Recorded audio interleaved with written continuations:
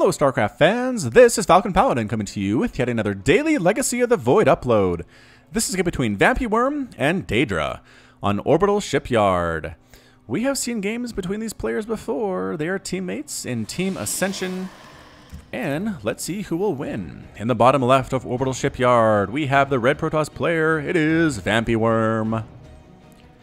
And in the top right of Orbital Shipyard, we have the blue Zerg player. It is daydrA. Again, both players with Team Ascension, a very, very excellent clan here. All levels of players available, different labels mean different things here.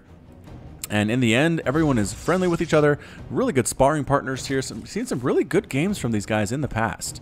So looking forward to an excellent match here as well. So you'll notice my interface is back. I've seen a lot of the old regular default replay interface here in the last few days just because there was another patch that broke all my replays, which means I have to load in an older version of StarCraft, which isn't the worst thing in the world. I just wish it would let me load my regular old interface in that situation, but unfortunately it does not. So gateway expand here, it looks like from VampyWorm. Hatch first play on the low ground for daydrA.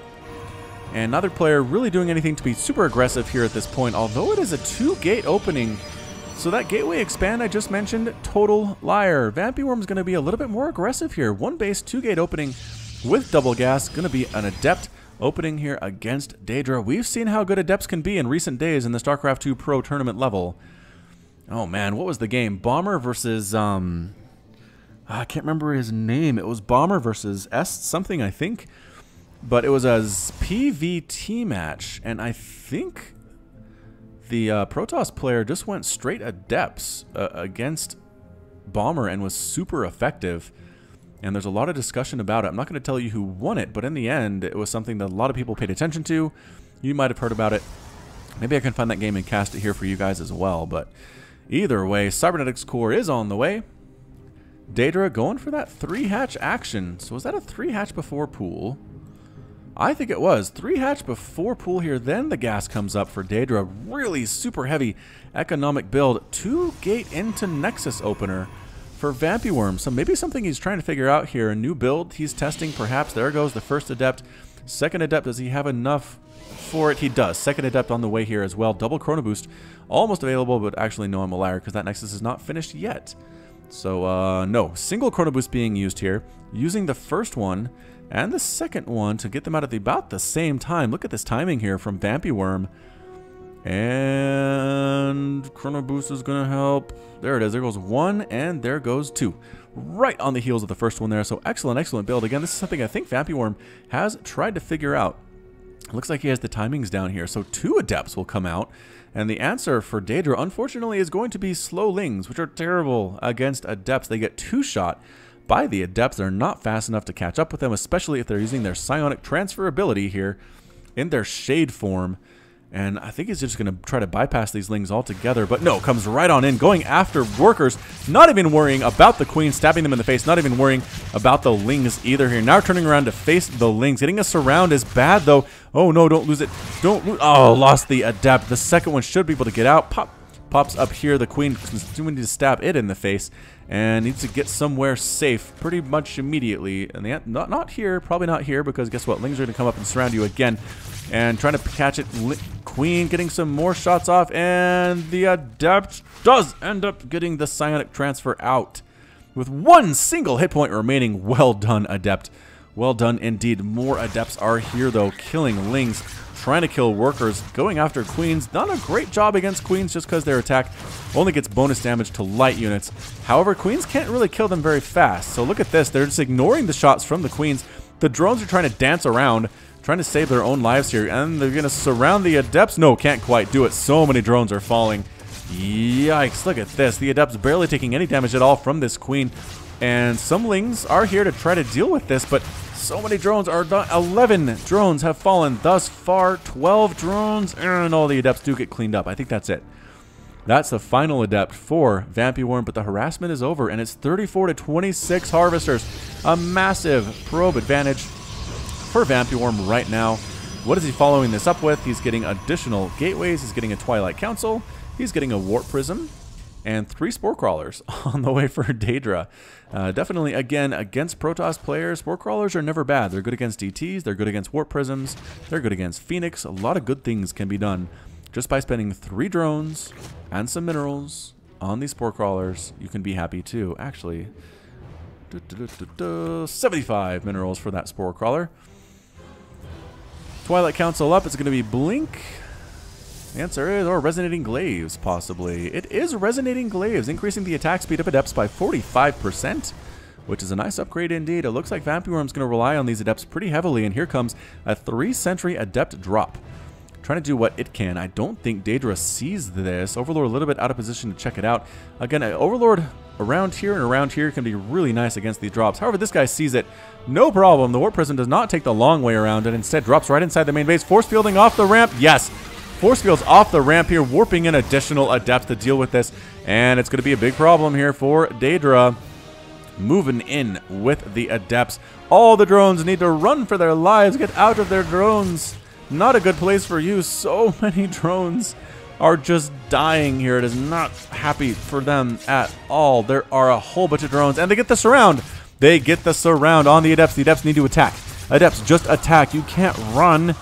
There we go. Finally deciding to use their ability to kill these drones. Going to take a few of them with them, but pretty good surround here from daydrA.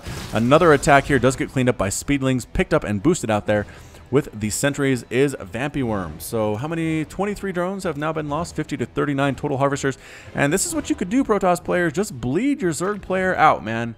Get in there with those Adepts, kill so many workers. Really nothing here mining at all. There are now 8 drones, but for a second there was just a hot nothing going on at that base. daydrA is getting Glial Reconstitution.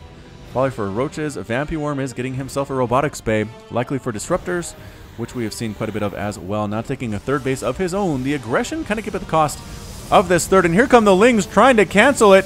The force fields are okay. Actually pinning a lot of Lings outside of the range of everything here. The sentries do end up falling, but the force fields are the real key here. More and more Lings, however, are here. Double Photon Overcharge taking them down, doing 30 damage to those Lings. And it is not enough to actually kill a Ling with a single shot. It takes 2 shots to kill those Zerglings. Lings rolling into the natural base, trying to kill as many probes as they can. The probes are falling, man. They are falling left and right. daydrA with a Spire on the way, but is it going to be enough here? As the Lings are still alive inside the base. This is not what VampyWorm wants.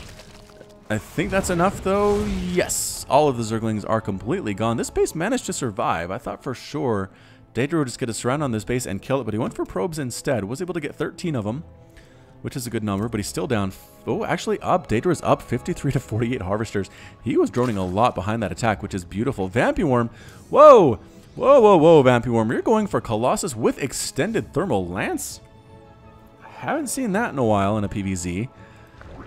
And is that going to be a good response? There's a Spire on the way, which means Corruptors could be in the cards for daydrA. Corruptors being a great counter to these Colossus. But if it's Muta, again, Muta also good because none of this stuff can shoot up. There's an Adept Colossus play here. I think VampyWorm is just basically trying to say, you know what, daydrA?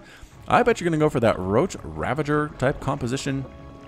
And this is a pretty good composition against it with the Adepts and the Colossus. However, that's not what's going on. There are Roaches on the way. But what's the Spire doing? daydrA, did you get a Spire for no reason, man? Here's your Spire. See, look how useful it is. So useful for things. Getting +1/+1. All right, so daydrA gets a Spire, immediately launches into Roach production with upgrades for Roaches. He is getting +1 flyer attack. So he's planning on doing something with that guy. I just have to imagine it's going to be Corruptors. They're good against Warp Prisms. They're good against Observers that you can find in the air. Again, they're great against Colossus. Not that you necessarily expect to see those in a ZVP, but today you're going to. Checking for a 4th base while running in. Excellent play there by VampyWorm. The 4th base is not here yet, but in about 10 seconds it will be. So just missing the creation there. Moving on up into the main base. And unloading here. Yes, unloading inside the main. Spore Crawler getting some shots off. Harassing from the high ground. Roaches, Lings, pick up, run away with VampyWorm. You know what? There's a lot of Roaches here with some Ravagers with that Corrosive Bile that I hate so much. So I'm just going to go ahead and move on out, come back in when the heat isn't necessarily on, and I can feel better about myself. 5 Mutas on the way for daydrA. VampyWorm is getting an Immortal +1 attack, 2 more gateways, spending his money fairly well. It is 123 to 144 total supply. And the Warp Prism just going to hang out for the time being. Overlord here sees that VampyWorm is starting to get mined out in his main base. And here he comes again, dropping into this back here. Going to try to kill more and more drones. The mutas are here though. And the Warp Prism just needs to run. Yep, going to try to get out. The Adepts are trying to hold their own, but there's a lot of roaches and a Ravager here as well. And one more kill maybe. Yes, the Adept does get another single kill before it gets cleaned out there. And immediately going for Roach Ravager, daydrA. Holy smokes, a lot of Roach Ravager. With a bunch of mutas in the air though, 6 total mutas.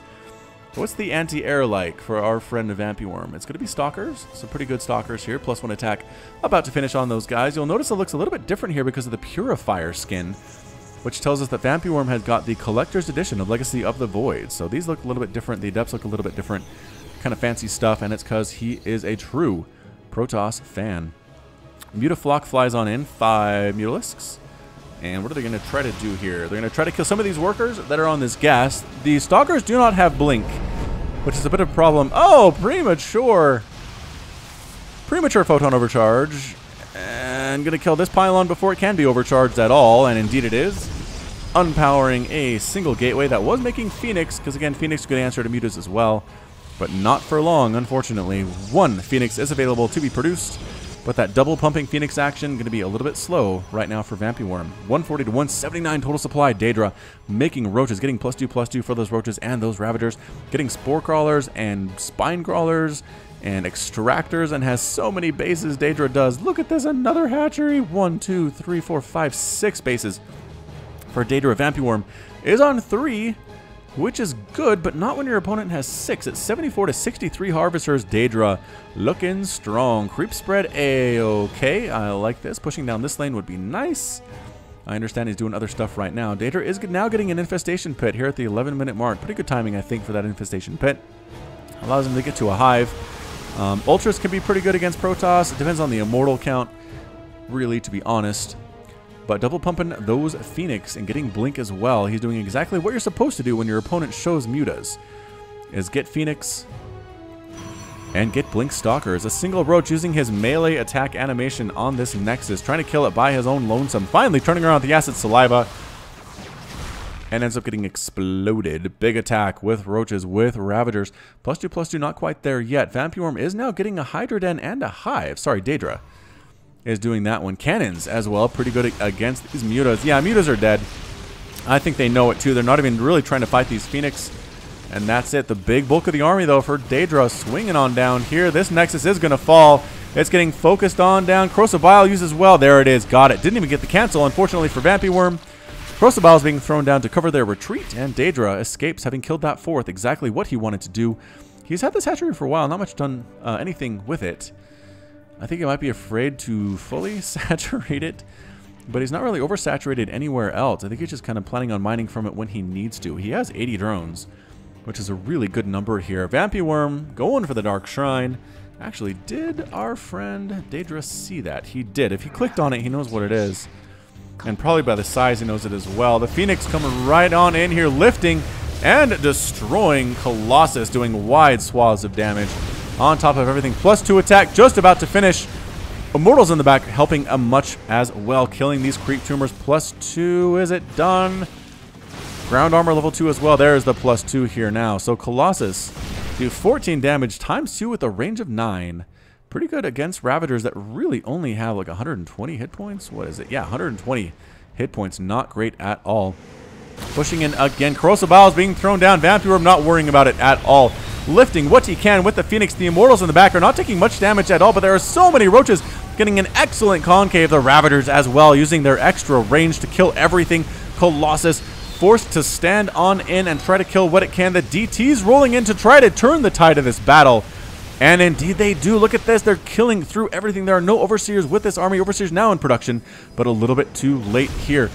There is a Lurker Den in production here. The Phoenix killing those Observers or Overseers before they can actually morph in, trying to do it anyway, and killing 1. Where are the DTs? DTs get completely cleaned up. The rest of the army here as well. Backed into a corner is VampyWorm. The Colossus trying to stutter step its way back. It does have 6 kills, but it ends up falling to a Ravager. and everybody heading on home. The Phoenix Ball and the Warp Prism getting on out, but it did allow VampyWorm to take his 4th, so good attack. I don't know that it was particularly super effective, but allowed him to take his 4th base, which is pretty much what he wanted to do. VampyWorm also getting a couple Archons and a Disruptor, because, you know what, Disruptors are super good. Especially against a Roach Ravager type composition here. 1 Purification Nova hit will take out all of these Roaches, no problem at all. +3 Missile and +3 Carapace on the way for daydrA. What's he doing with that Hive is the question. I guess Lurkers. Lurkers pretty good. Don't see any on the field quite yet, though. A lot of Roaches and Ravagers and a bunch of Hydras. 12 Hydras, actually. And here comes daydrA. Archon's in the front, taking a lot of damage. Corrosive Bile's being thrown down, almost hitting himself in the head there. Watch your head, laddie. A few Zealots mixed on in. I just don't know if this army is big enough for VampyWorm. Trying to lift what he can. Purification Nova, not a thing if you roll in without killing anything. Disruptor getting focused down by the Roaches, and it gets picked up and saved at the last minute there, but that's it. A GG from VampyWorm. VampyWorm's defeated, daydrA's victorious, and VampyWorm has left the game. So again, pretty good ideas there. I think from VampyWorm, the Phoenix were a great choice, but daydrA just kind of out-macroed. He had 6 bases to 3 for a really, really long time. 73 to 80 workers as long as he wanted to. VampyWorm wasn't able to do much with the Adept's attack after that first one. That did a lot of work there, but not enough, I don't think, in the end to win the game. So, well played there by VampyWorm. Better played by